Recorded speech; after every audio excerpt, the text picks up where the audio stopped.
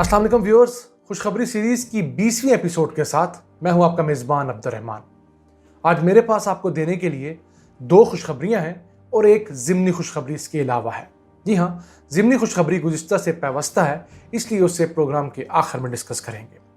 सबसे बड़ी और अहम खुशखबरी ये है कि सैमसंग ने पाकिस्तान के अंदर अपना असम्बली प्लांट लगाने का एक बाज़ाब्ता इंदिया दे दिया है। जी हाँ, हमारे जो वफाकी वज़ीर बराए इंडस्ट्रीज़ हैं हम्माद अज़हर के साथ मीटिंग में सैमसंग के पाकिस्तान के अंदर जो MD CEO हैं उन्होंने इस चीज़ में इंटरेस्ट जाहिर किया है कि वो सैमसंग का प्लांट पाकिस्तान में लगाएं। इससे पहले पाकिस्तान में एक और कंपनी स्मार्टफोन बना रही है। जी हाँ, इन्फिनिक्स नाम की कंपनी जो चाइना की है वो पाकिस्तान के अंदर स्मार्टफोन बना रही है जिसकी सालाना इस्तात 30 लाख मोबाइल फ़ोन्स हैं और ये अगले 3 सालों में 1 करोड़ 30 लाख मोबाइल फ़ोन बनाने तक अपनी कैपेसिटी बढ़ाना चाहती है।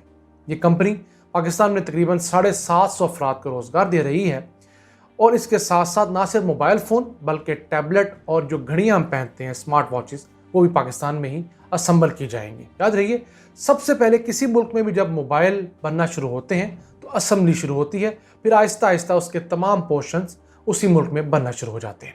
सैमसंग पाकिस्तान में ऐसे ही नहीं आ गया। आज से 10 साल पहले क्यों नहीं आया?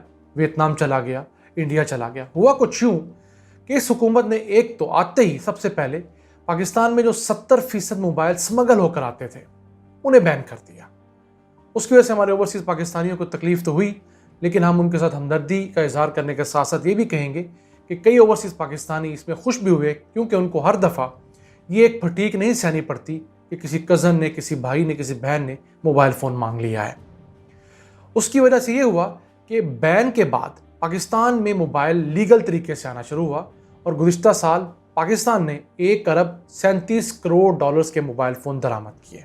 जी हाँ, ये तमाम लीगल से, जिससे पाकिस्तान की हुकूमत को तकरीबन 100 अरब रुपए का टैक्स भी हासिल हुआ। दूसरा काम ये हुआ कि चाइना के ऊपर जो पाबंदियाँ लगी हैं अमेरिका की तरफ से, अब चाइना चाहता है कि अपने जो प्लांट्स हैं वो किसी और मुल्क में शिफ्ट करे, तो पाकिस्तान उसका करीबी मुल्क है, इसलिए वो चाइना पाकिस्तान में भी अपने प्लांट शिफ्ट करना चाहता है। और तीसरा, सैमसंग की ख्वाहिश ये थी कि उसने दुनिया का जो सबसे बड़ा असम्बली प्लांट इंडिया में लगाया है उसी से पाकिस्तान को कैटर कर लेगा। लेकिन हमारी सिक्योरिटी एजेंसीज़ ने वक्त से पहले एक खदशा भांप लिया कि यह भी हो सकता है कि इंडियन हुकूमत, इंडियन इंटेलिजेंस एजेंसीज सैमसंग के साथ मिलकर हमारे पाकिस्तान को एक्सपोर्ट की जाने वाले जो मोबाइल फ़ोन्स है उसमें कुछ ऐसी डिवाइसेस लगा दें, कुछ ऐसे सॉफ्टवेयर लगा दें कि हमारे लोगों का जो डाटा है वो चोरी किया जा सके। इन तमाम खदशात के सामने आने के बाद अब सैमसंग के पास कोई रास्ता नहीं रहा, लिहाजा उसने पाकिस्तान आने का फैसला किया है और हम उनका खैर मकदम करते हैं। और एक अहम डेवलपमेंट कि इसी साल में हम्माद अज़हर के मुताबिक पाकिस्तान से मोबाइल फ़ोन एक्सपोर्ट भी होना शुरू हो जाएंगे, जो पाकिस्तान की एक बहुत बड़ी अचीवमेंट होगी।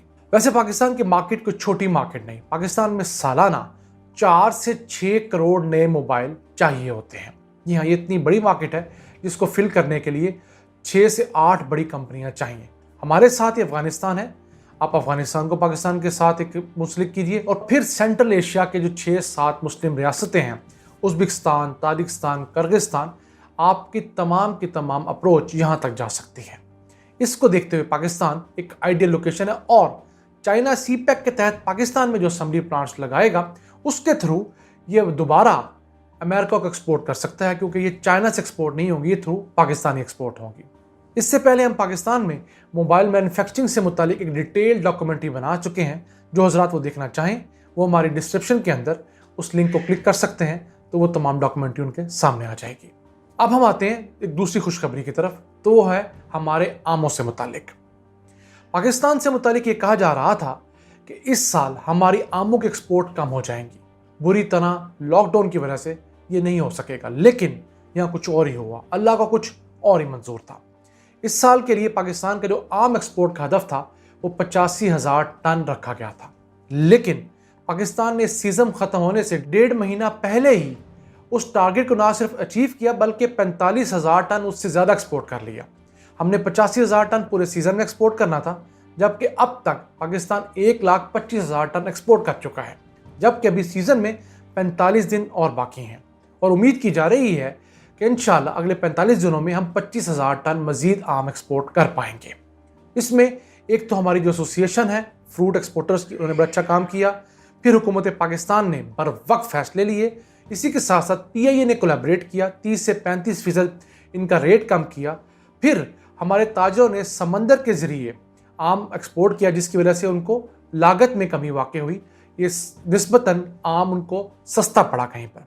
और हालात यहाँ तक थे कि सिंगापुर के अंदर एक चौसा आम $6 का बिका, और उसके बावजूद लोग लेने के लिए क्रेजी थे, ख़त्म हो गया।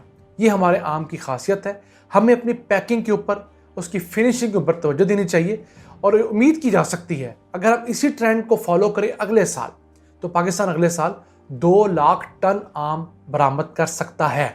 बहुत आसान है, छोटे छोटे लकूनाज अगर हुकूमत फिल कर ले। क्योंकि इस दफ़ा सदर पाकिस्तान के लेवल तक आम के एक्सपोर्ट के लिए हदायत जारी की गई, मीटिंग्स की गई बाकायदा। आरफ अलवी ने अपनी सदारत में मीटिंग की, जिसके बाद कामों का आगाज़ हुआ। हमारे इदारे फिर हिलना चलना शुरू हुए। याद रहे गुज़िश्ता साल पाकिस्तान की फ्रूट्स और वेजिटेबल के एक्सपोर्ट्स में 12.5% इजाफा हुआ था, जो एक हेल्दी इजाफा था। अब हम आते हैं अपनी ज़िमनी खुशखबरी की तरफ। कुछ अर्सा कबल हुकूमत ने इलेक्ट्रिक व्हीकल पॉलिसी अनाउंस की थी, जिसके तहत मोटरसाइकिल, रिक्शाज, बसेस वगैरह लोडर, इनको बिजली पर शिफ्ट करने के लिए एक पॉलिसी दे दी गई थी। उसके समरात आना शुरू हो गए हैं।